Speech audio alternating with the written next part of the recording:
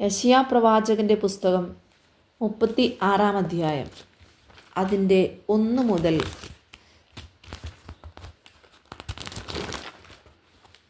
22 വരെയുള്ളതായ വേദവാക്യങ്ങൾ. ഹിസ്കിയാ രാജാവിൻ്റെ 14 ആണ്ടിൽ അശ്ശൂര് രാജാവായ സൻഹേരിബ് യെഹൂദായിലെ ഉറപ്പുള്ള എല്ലാ പട്ടണങ്ങളുടെയും നേരെ പുറപ്പെട്ടു വന്ന് അവയെ പിടിച്ചു. അന്ന് അശ്ശൂര് രാജാവ് രബ്ശാക്കയെ ലാഖീശിൽ നിന്ന് യെരുശലേമിലേക്ക് ഹിസ്കിയാ രാജാവിൻ്റെ അടുക്കൽ ഒരു വലിയ സൈന്യത്തോടുകൂടെ അയച്ചു. അവൻ അലക്കുകാരൻ്റെ വയലിലെ വഴിക്കിലുള്ള മേലത്തെ കളത്തിൻ്റെ കാൽപ്പാത്തിക്കരികെ നിന്നു.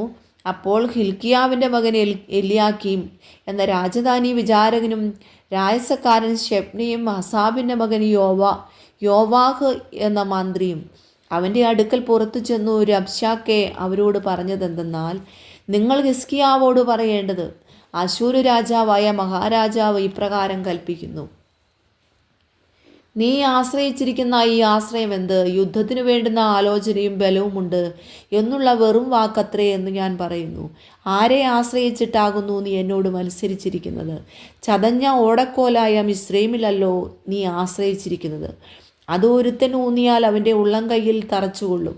മിസ്രൈം രാജാവ് ഫറവോൻ തന്നിൽ ആശ്രയിക്കുന്ന ഏവർക്കും അങ്ങനെ തന്നെയാകുന്നു. അല്ല, നീ എന്നോട് ഞങ്ങളുടെ ദൈവമായ യഹോവയിൽ ഞങ്ങൾ ആശ്രയിക്കുന്നു എന്ന് പറയുന്നുവെങ്കിൽ അവൻ്റെ പൂജാഗിരികളും യാഗപീഠങ്ങളും ഹിസ്കിയാവ് നീക്കിക്കളഞ്ഞിട്ടല്ലോ. യഹൂദായോടും യെരൂശലേമ്യരോടും നിങ്ങൾ ഈ യാഗപീഠത്തിൻ്റെ മുമ്പിൽ നമസ്കരിപ്പീൻ എന്ന് കൽപ്പിച്ചത്.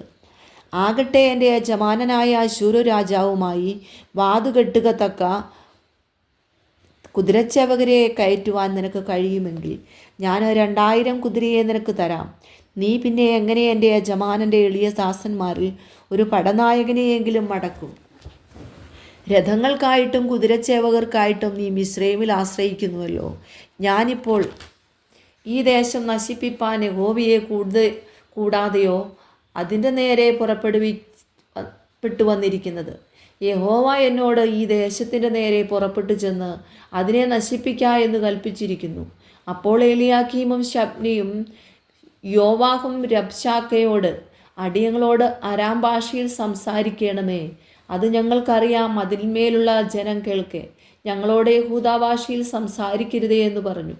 അതിന് രബ്ശാക്കെ, നിന്റെ യജമാനനോടും നിന്നോടും ഈ വാക്ക് ഫറവോനോ, എൻ്റെ യജമാനൻ എന്നെ അയച്ചിരിക്കുന്നത് നിങ്ങളോടുകൂടി സ്വന്തം മലം തിന്നുകയും സ്വന്തം മൂത്രം കുടിക്കുകയും ചെയ്യുവാൻ മതിലിന്മേലിരിക്കുന്ന പുരുഷന്മാരുടെ അടുക്കൽ അല്ലയോ എന്ന് പറഞ്ഞു. അങ്ങനെ രബ്ശാക്കെ നിന്നുകൊണ്ട് യഹൂദാ ഭാഷയിൽ ഉറക്കെ വിളിച്ചു പറഞ്ഞതെന്തെന്നാൽ, മഹാരാജാവായ അശ്ശൂര് രാജാവിൻ്റെ വാക്കു കേൾപ്പീൻ. രാജാവ് ഇപ്രകാരം കൽപ്പിക്കുന്നു: ഹിസ്കിയാവ് നിങ്ങളെ ചതിക്കരുത്, അവന് നിങ്ങളെ വിടുവിപ്പാൻ കഴിയുകയില്ല. യഹോവ നമ്മെ നിശ്ചയമായി വിടുവിക്കും. ഈ നഗരം അശ്ശൂര് രാജാവിൻ്റെ കയ്യിൽ ഏൽപ്പിക്കുകയില്ല എന്ന് പറഞ്ഞു. ഹിസ്കിയാവ് നിങ്ങളെ യഹോവയിൽ ആശ്രയിക്കുമാറാക്കുകയും അരുത്, ഹിസ്കിയാവിന് നിങ്ങൾ ചെവി കൊടുക്കരുത്. അശ്ശൂര് രാജാവ് ഇപ്രകാരം കൽപ്പിക്കുന്നു: നിങ്ങൾ എന്നോട് സന്ധി ചെയ്ത് എൻ്റെ അടുക്കൽ പുറത്തു വരുവീൻ.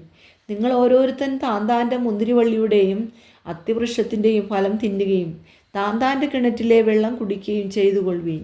പിന്നെ ഞാൻ വന്ന് നിങ്ങളുടെ ദേശത്തിന് തുല്യമായി ധാന്യവും വീഞ്ഞും അപ്പവും മുന്തിരിത്തോട്ടങ്ങളുമുള്ള ഒരു ദേശത്തേക്ക് നിങ്ങളെ കൂട്ടിക്കൊണ്ടുപോകും.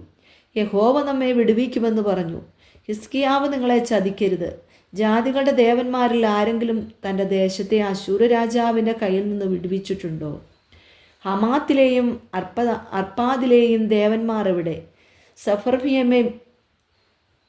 സഫർവയീമിലെ ദേവന്മാരും ഇവിടെ?